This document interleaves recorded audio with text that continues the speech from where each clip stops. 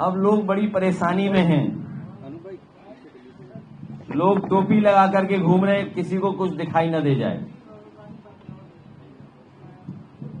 किसी को कुछ दिखाई न दे जाए, इसलिए टोपी लगा करके भी लोग रह रहे हैं, घूम रहे हैं। अभी मैंने देखा टीवी पर एक बीजेपी के बड़े नेता समाजवादी पार्टी को नवाजवादी बोल रहे थे। मैंने उनकी सर की तरफ देखा तो सर पे बाल ही नहीं थे उनके।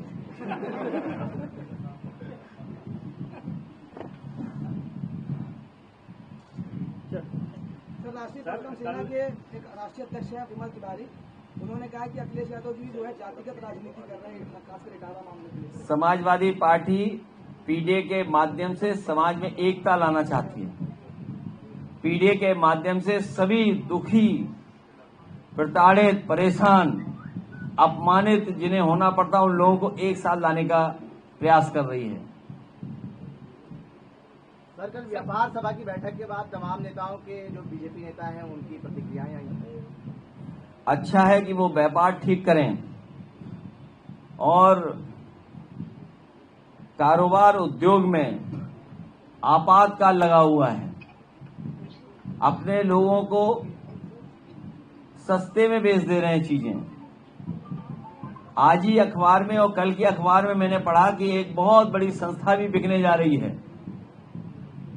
उत्तर प्रदेश से ही जन्मी वो संस्था, इंफ्रास्ट्रक्चर में बहुत बड़ा काम किया। अब सुनने में आ रहा है कि वो भी संस्था बिक रही है।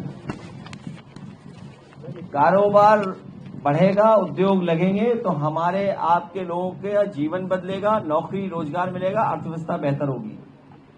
सर, जहाँ जहाँ घटनाएं हो रही, चाहे प्रयागराज की बात करें या वहाँ पे तमाम जो लोग जा रहे हैं, जैसे चंद्रशेखर रावत जा रहे थे, उनको भी रोका गया।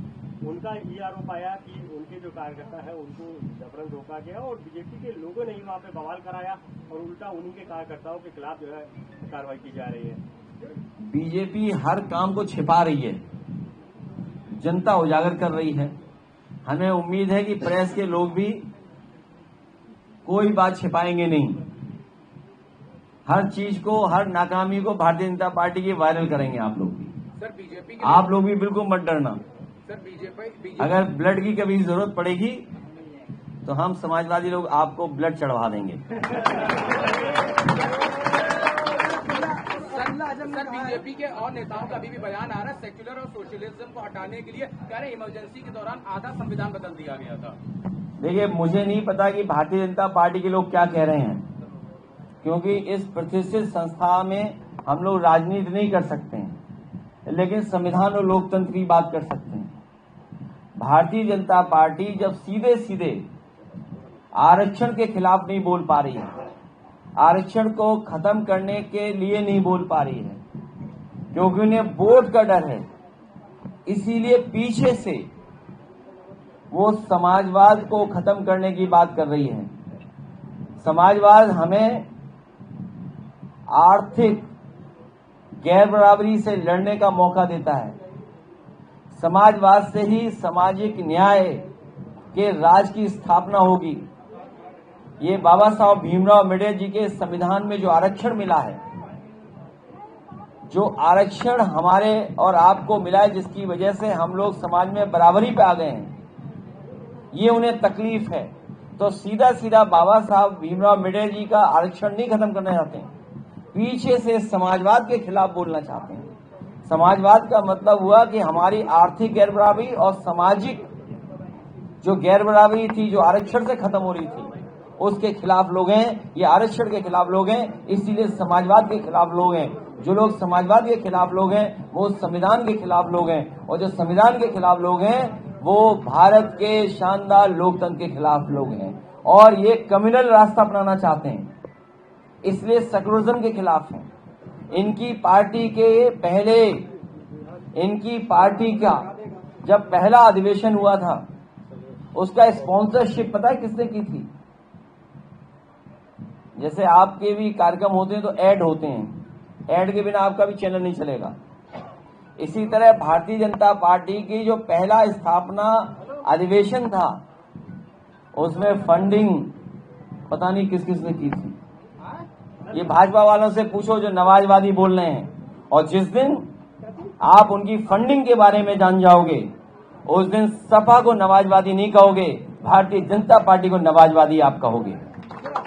क्योंकि उनके पहले जो अधिवेशन हुआ था बंबई में, उस अधिवेशन को आर्थिक रूप से मदद करने का काम नवाजवादी लोगों ने ही किया था, इसलिए उन्हें नवाजवादी स्थापना दिवस के दिन से याद है।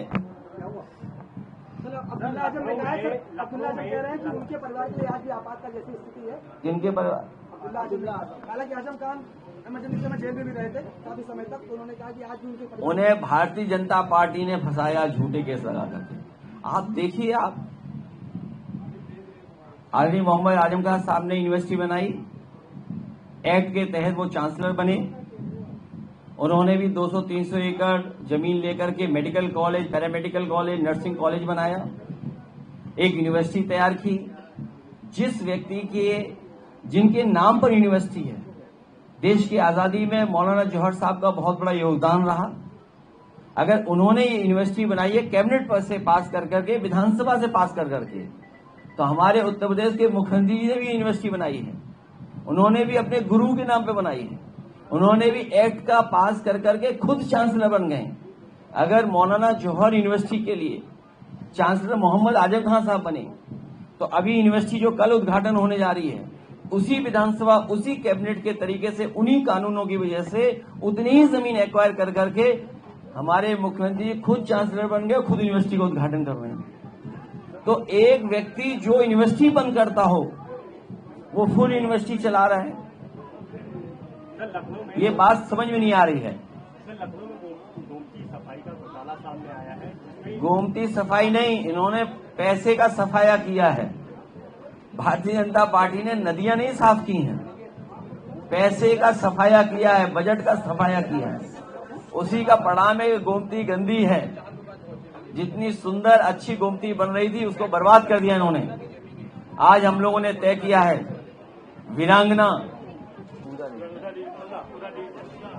ऊदा देवी पासवान जी का भी स्मारक और उनकी प्रतिमा पासी, उनका प्रतिमा लगेगी गोमती के रिवर फ्रंट पर, और समाजवादी सरकार बनेगी तो इस रिवर फ्रंट को बहुत सुंदर बनाया जाएगा। सम्राट अशोक की भी प्रतिमा लगेगी, भगवान बुद्ध की भी प्रतिमा लगेगी। और पत्रकार साथियों, आपका बहुत बहुत धन्यवाद।